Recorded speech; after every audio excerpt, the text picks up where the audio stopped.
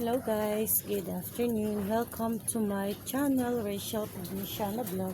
For today's video is magluluto tayo ng atsara na labong or rabong sa mga Ilocano. So, depende na rin sa inyo kung ano yung tawag nyo dito sa bamboo shoot. Sa English is bamboo shoot. Kaya natanggalan ko na siya ng balat. So, islice na natin. Alam nyo guys, alam nyo to guys, pagkatapos mag-slice, ilalaga mo pa yan guys. Sa akin kasi nilalagyan ko ng konting asin para matanggal yung pakla niya. Then, after mong ilaga, kailangan is hugasan mo siya. Saka mo na siya iluto.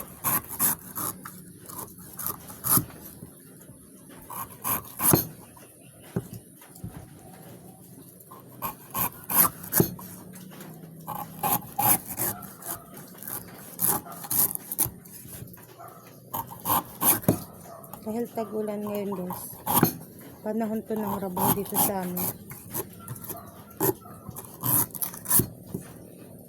Maswerte kami guys dahil hindi na namin bibilhin. Tukunin lang namin sa puno.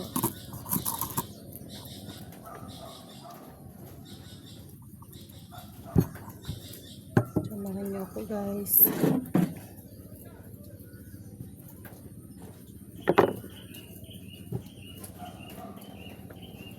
Panghapunan namin guys. Slice natin siya ng manintis.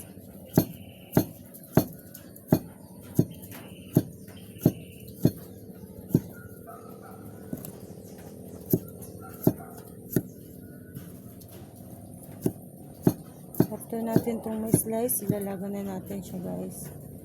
Gagamitan ko siya ng pressure cooker. Kala mo naman, baka yung iluluto, no? At ipa-pressure cooker mo pa siya. Yung tamang, pag ako nito nagluluto, dinalaga ko na siya. Gigisa ko na siya sa bawang sibuyas, tsaka luya. Tsaka ko ilalagay.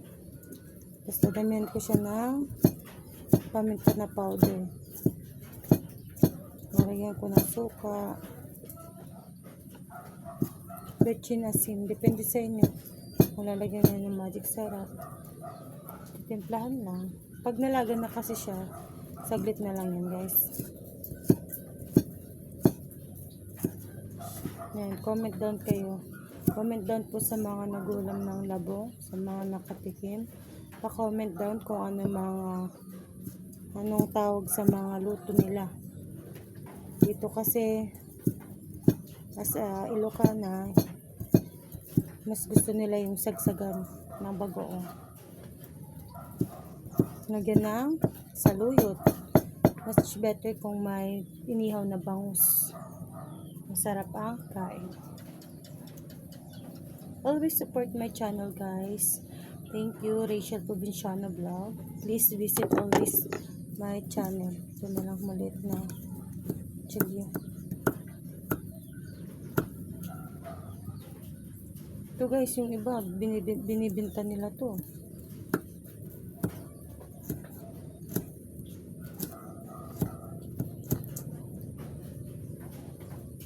Sino kasama nyo na mag-harvest?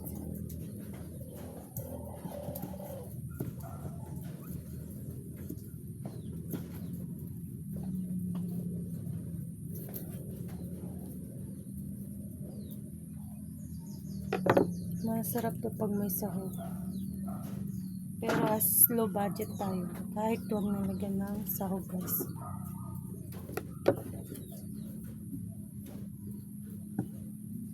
Yung iba, adobo, labong, ganyan.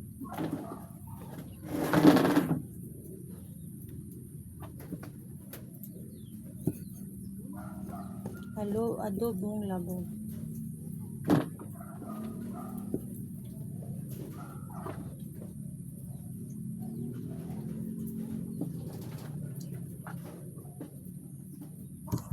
labas na ulit.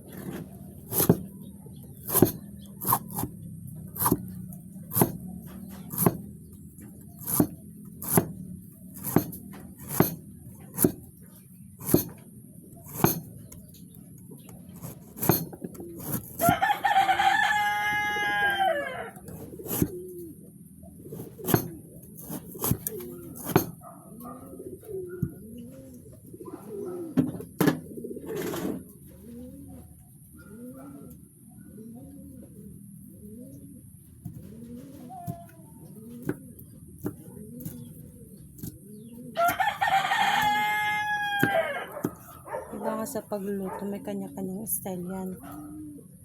As long as naluto siya at masarap, kahit anong, kumbaga kung anong techniques, kung anong mauna, kung anong mahuli, ganyan, it's okay.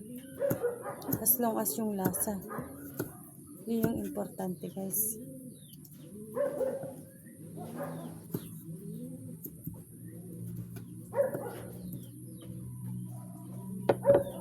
Sa Manila, mahal to guys. Sa Manila. Mahal ito. Dito sa probinsya, ano lang yun. Hingi lang. Minsan hindi pa nga hingi. Alam niyo na guys kung ano yun.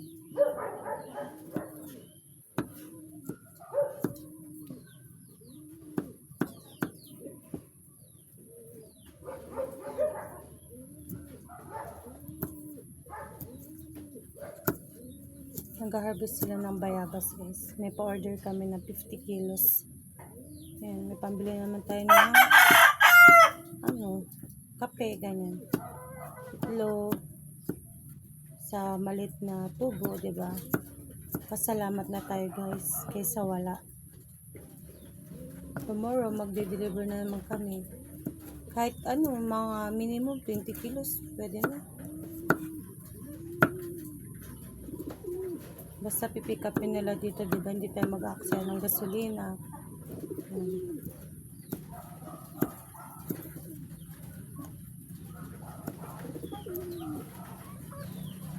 Wala na naman guys. Pa-comment down ako ng kung anong luto dito sa labong sa inyo guys ha. Para naman i-try natin next time.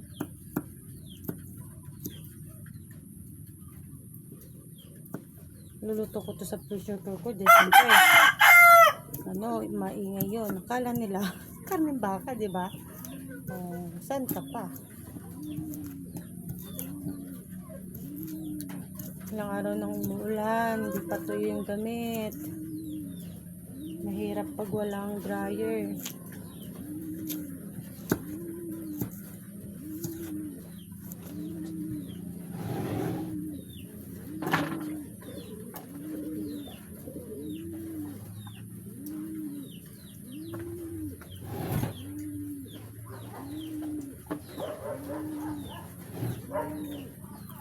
Dito sa amin guys, uso yung sakit ng tawag nun, aso.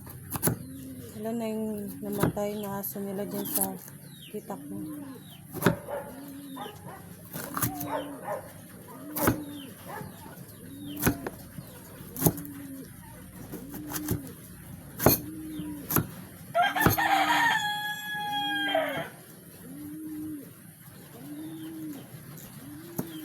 Ngayon, sa panahon ngayon, ngayong buwan na to, hanggang August, yun yung gawat talaga guys.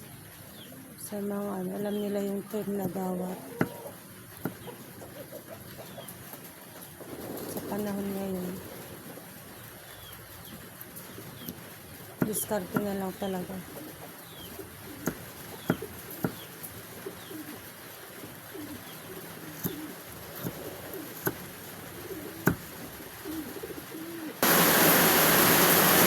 Lakas ng ulan na naman guys.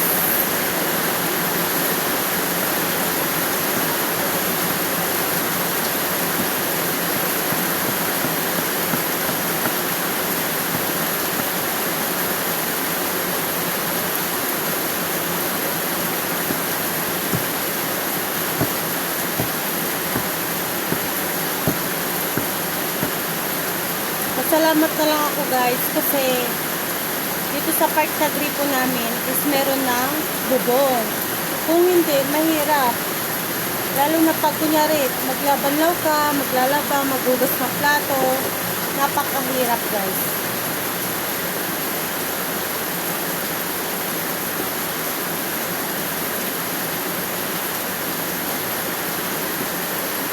Buti na lang, sa pag-ano, may mga tanim kaming gulay, gaya ng talong, kamote, diba? Magtatalbos lang kami, ilalaga lang namin, or igigisa, okay na.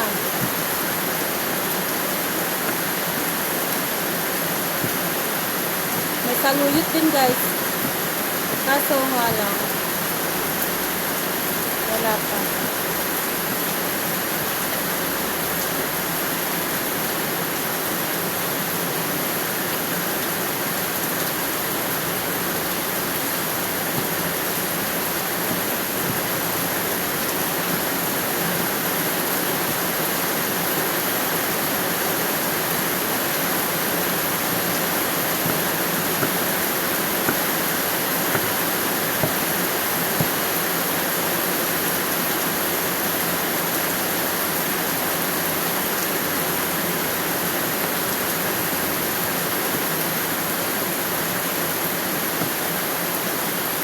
Diba napakalaking bagay na din guys yung 5 pesos yung tubo mo sa 1 kilo, diba?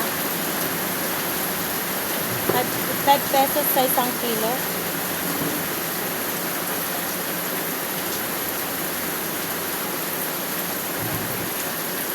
Alam yan ng mga ano, ng mga kagaya namin na nagba-buy in sale lang. Pag walang mangga, diba? Seasonal lang kasi yung hanap buhay namin guys. Pagmamangga. Dahil sa ano, pagmamangga, nakapagpatayo kami ng bahay guys.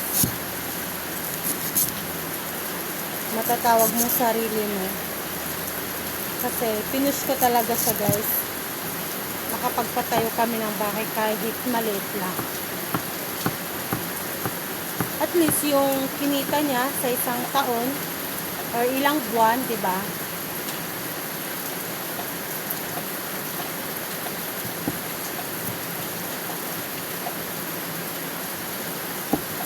Diskarte lang sa buhay, bawasan ang luho.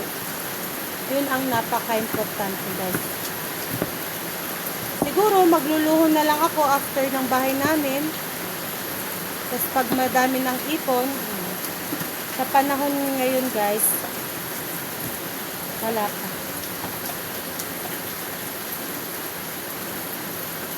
Ang gusto ko kasi mangyari guys is yung makatulong ka sa pamilya balang araw. Yun yung pinupurso ko. Hindi man ngayon, at least, diba? Nasa isip ko ang tumulong.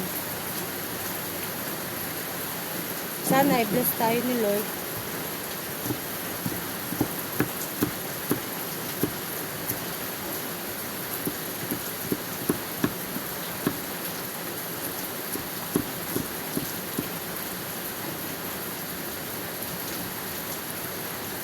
Kung part na to is malambot na guys.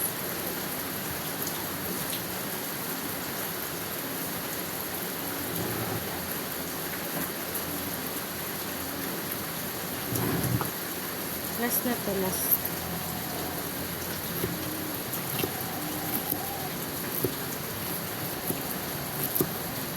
At sabi nga nila, diba, kung ano yung tubo mo sa pagbebenta sa 1 araw, yung gagastusin mo sa 1 araw is hindi siya mas malaki sa tubo mo. If ever na yung tubo natin is sabihin na natin 500 sa 1 araw, diba? Pwede tayong gumastos like 400, ganyan. Ay, 400, I mean, 150, ganyan, diba? At least meron pa rin. Ang hirap kasi guys ng umutang. Mag-uutang ka, diba?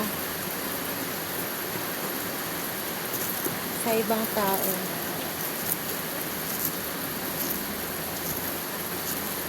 Itong part na to is malambot na guys.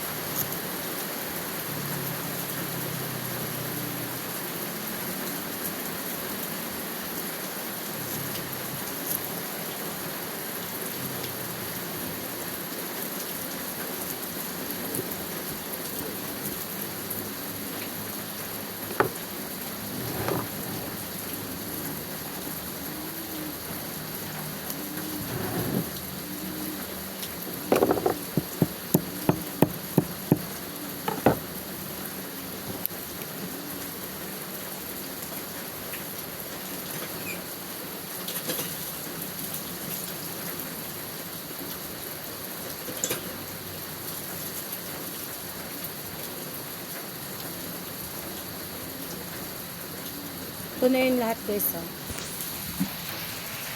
Ayan na guys. Ito na lahat guys yun. Ilalaga ko na siya guys.